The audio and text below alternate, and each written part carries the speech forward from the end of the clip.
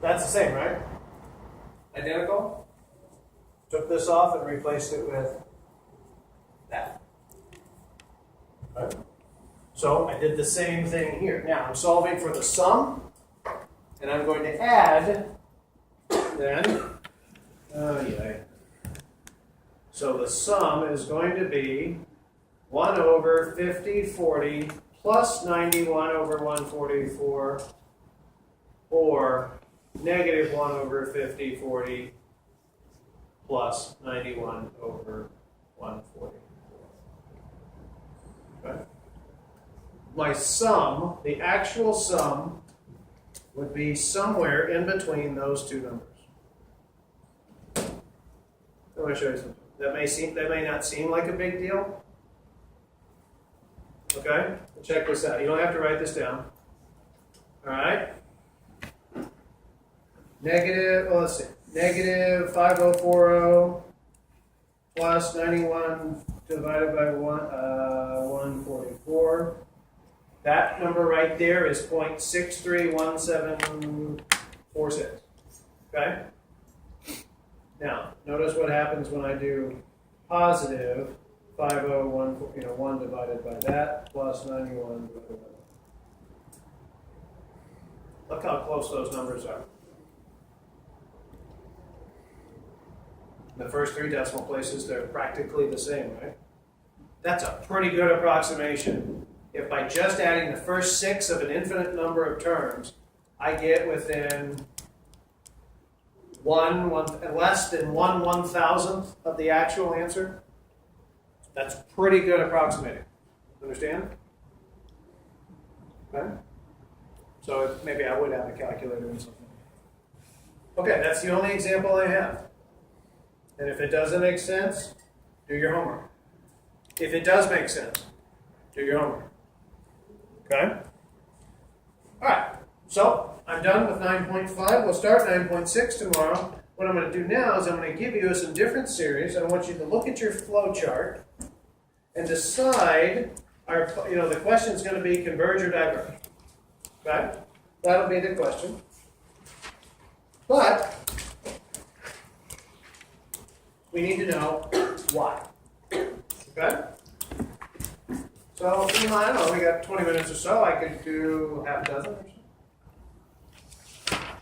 Because one of the skills that you have to develop is the ability to see very quickly what kind of test is going to be used. So let me give you a rather easy one. Well, I'll give you a rather easy one. 3 over the cube root of n.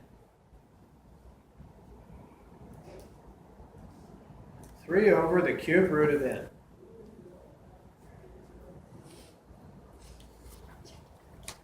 So look at your flow chart. What is the first thing you need to consider? Does limit as n approaches infinity of a of n equals 0?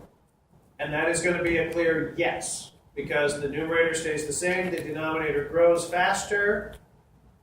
When the denominator grows faster, this is always 0. So the answer is yes, so then I go down to the next one. Is this a p series? No.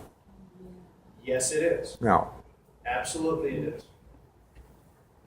Because right here, my a sub n is really 3 over n to the 1/3 power.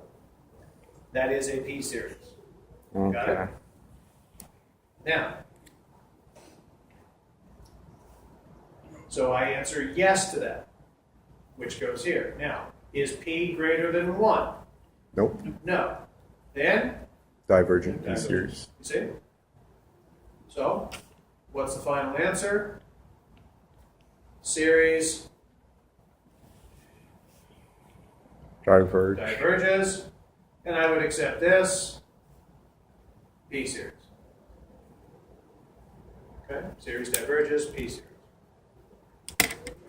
Actually, you could just say diverges. The word series is kind of, what else would be divergent? Redundant? Yes, a little bit. Okay? So when I give you a quiz next week, your answers could look like that. It's either one or the other. But, because I don't want you to guess, possibly get it right, you have to tell me why. And if there's work to be shown, it has to be shown. Now, P-series is a recognition. Okay? It's a recognition. But an integral test, don't tell me it converges by an integral test if you didn't show me the integral test. Got it? All right. Okay, cool. So let's try another one. The series from n equals 1 to infinity, n plus 2 over n cubed minus 6n.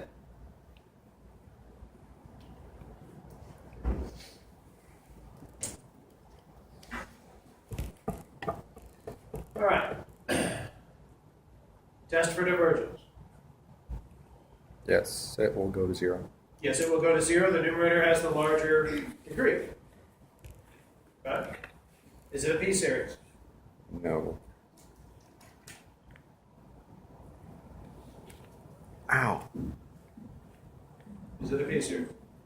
No, of course not. Doesn't look anything like that. Is it a geometric series? No.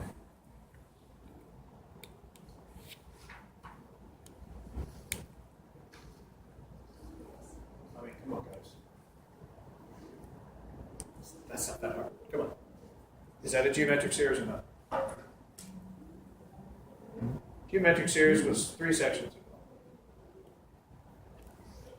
Should be able to recognize a geometric series. It's not one. Oh, of course it's not one. Geometric series, you have a ratio with a common a value in front of it, both raised to the nth power. Here n is the base. It's not even close to being a geometric series. You should recognize that right away. Alternating series. No. Of course not. No, negative 1. No. Don't know this yet. Now, now here we have the 2 comparison tests. I personally think the limit comparison test is easier, frankly. Okay, because it's less to consider, you see? So if I was going to compare this to some other series, it has to be a series I know. 1 over n squared? Yes, 1 over n squared. Because in this case, polynomial divided by polynomial, I compare the highest degrees. So here, I compare with n equals 1 to infinity, 1 over n squared. Now, what is that?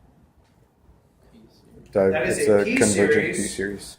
Where P is greater than 1. p is greater than 1, and it Converges. converges. So, right here, I have a convergent p-series. Now, that's not my answer. That just tells me that when I use the limit comparison, that also tells me that I suspect this one is going to converge. All right? So, now I'm going to apply the limit comparison test. Limit n goes to infinity. New function divided by this function, which is really multiplying by its reciprocal. And what do you get?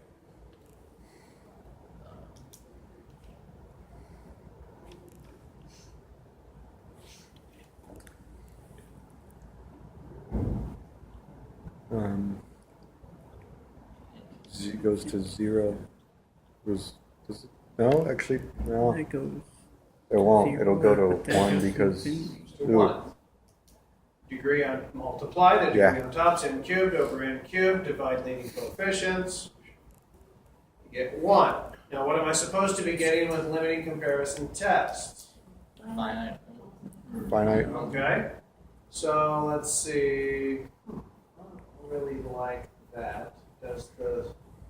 Oh, I don't like that at all. I might change that a little bit. Because that's not, I don't think that makes as much sense.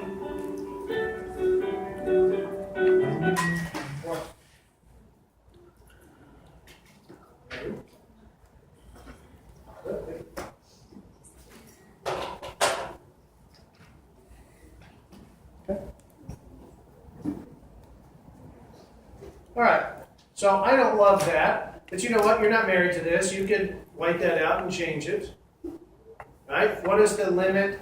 What am I looking for here? Positive finite number. Positive finite number. So the limit comparison test works. So therefore, answer this. Converges by limit comparison test. Converges by limit comparison test, which I would ask you to write out. Okay. For me, you don't have to do it right now. Okay.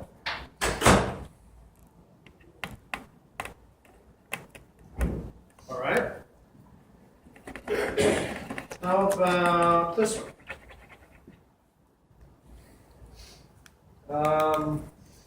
Yeah. Sum n equals 1 to infinity. Negative 2 over